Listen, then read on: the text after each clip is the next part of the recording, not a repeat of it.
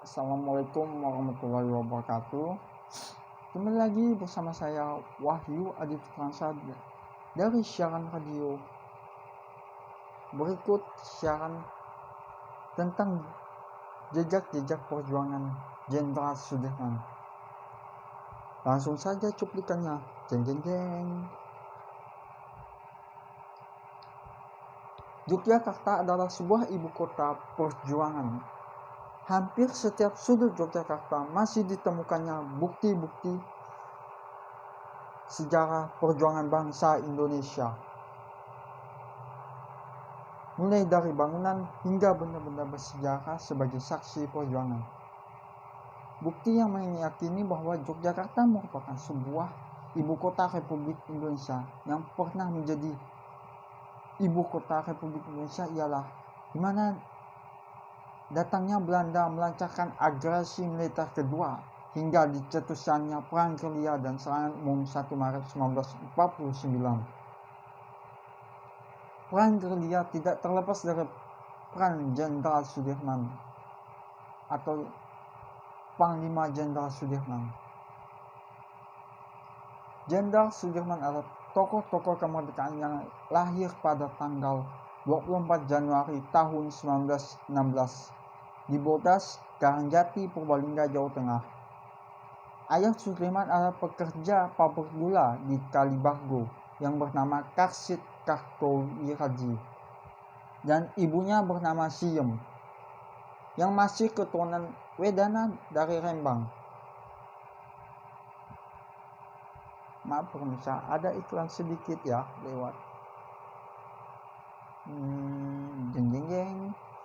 Kembali lagi bersama saya Wahyu Adi Fitransyah. Baik, saya akan melanjutkan.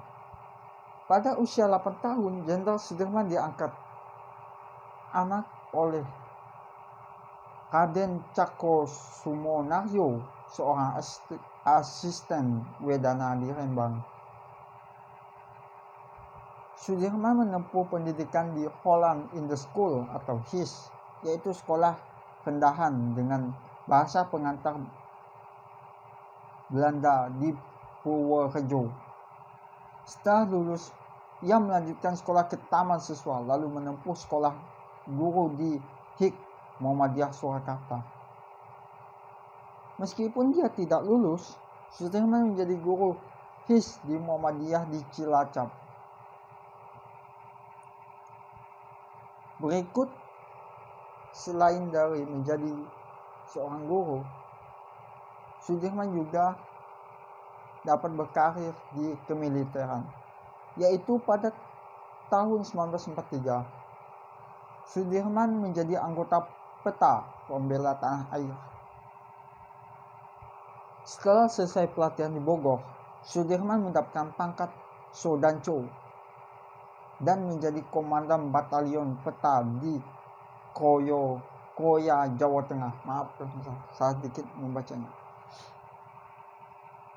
Setelah Indonesia merdeka, Sudirman bergabung menjadi Tentara Keamanan Rakyat atau TKR. Saat menjadi anggota TKR, Sudirman berhasil merebut senjata pasukan Jepang dalam pertempuran di Banyumas, Jawa Tengah. Karena kepiawaiannya dalam bidang militer, Sudirman diangkat menjadi Panglima Divisi 5 TKR, Tentara Keamanan Rakyat, dengan pangkat kolonel. Perang besar pertama yang dipimpin oleh Jenderal Sudirman ialah pada saat melawan tentara Inggris dan Nica Belanda pada bulan November sampai Desember 1945 yang dikenal dengan Pertempuran Palagan Ambarawa. Pertempuran berakhir dengan kemenangan atas berbagai prestasi militernya. Pada tanggal 18 Desember 1945, Sudirman dilantik menjadi jenderal oleh Presiden Soekarno. Seiring dengan perkembangan TKR menjadi TNI, Sudirman dilantik menjadi Panglima Besar bersama pucuk TNI lainnya Maksud dari pucuk ini ialah anggota-anggota TNI lainnya di Gedung Agung Yogyakarta pada 28 Juni 1949. Baik pemirsa, ada iklan lagi. Nanti kembali lagi bersama saya Wahyu Adiputransa dari siaran radio Jejak-Jejak Jenderal Sudirman. Bye. Oke pemirsa, kembali lagi bersama saya Wahyu Adiputransa dalam siaran radio Jejak-Jejak Jenderal Sudirman.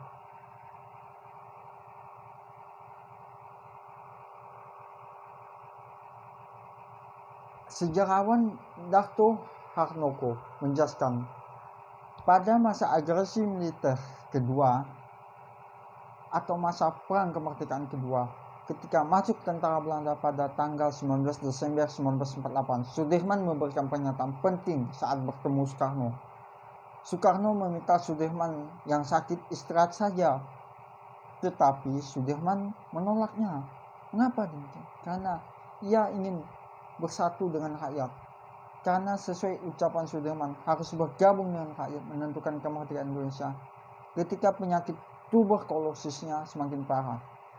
Pada tanggal 19 Desember 1948, Belanda menguasai Yogyakarta dan menangkap para pimpinan negara, yaitu Soekarno dan Muhammad Hatta dan pimpinan lainnya. Dari rumahnya di Bintara, Panglima Jenderal Sudirman terus memperhatikan pesawat-pesawat Belanda yang terus mengobrak-abrik dengan suara ledakan dan tembakan. Karena kekhawatiran Belanda menyerang kediaman Jenderal Sudirman, salah satu dokter Suwondo menyarankan Panglima Besar Jenderal Sudirman meninggalkan kota Yogyakarta.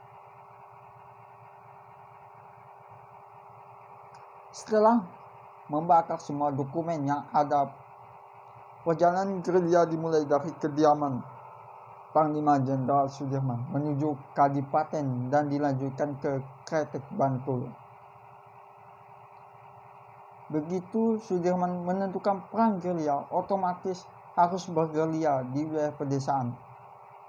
Pertama kali ke selatan Kretek, lalu ke selatan lagi ke Parangtritis dan ke Imogiri, baru naik.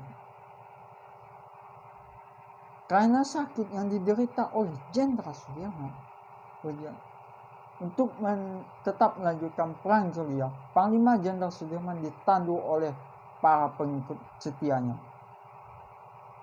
Setelah itu, dari Imogiri naik ke Panggang, perjalanan dilanjutkan menuju pilihan Gunung Kidul menggunakan dokar, yaitu sebuah tandu yang dibawa oleh para pengikutnya.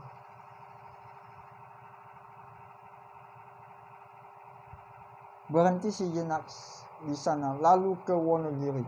Di Wonogiri, Sudirman berhenti, bahkan mendapatkan gempuran-gempuran dari Belanda yang mempunyai intelijen. Dari Wonogiri, perjalanan dilanjutkan menuju Jawa Timur melalui Ponorogo dan Trenggalek pada 24 Desember 1948 sampai di Kediri. Dari Kediri, rombongan menuju desa Sukarami. Karena dirasakan tidak aman, perjalanan dilanjutkan menuju desa Karangnongko dan menuju lereng Gunung Wilis. Perjalanan dilanjutkan pada tanggal 17 Januari 1949. Maaf pemirsa, ada sedikit iklan lewat. Maaf ya. Baik, saya lanjutkan. Saat dalam perjalanan terjadinya penggeledahan yang dilakukan Belanda. Untuk menghindari kontra dengan pasukan Belanda, rombongan masuk hutan Sadayu dan menuju sawahan. Selama perjalanan gerilya, Jenderal Sudirman memakai nama samaran Bapak Gede Abdullah Leleno, putra dari Pak D.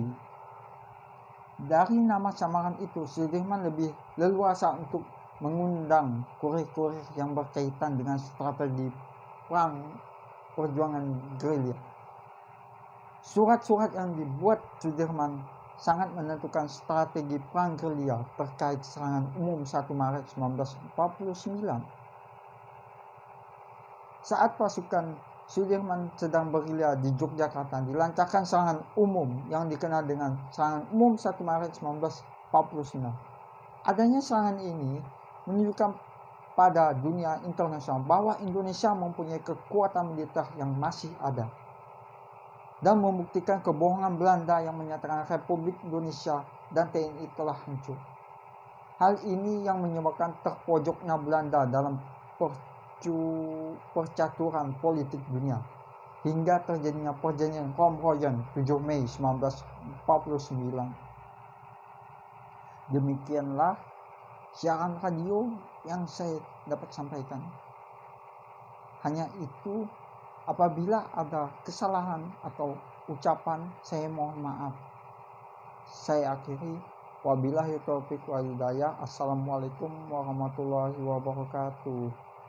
Ten ten ten ten.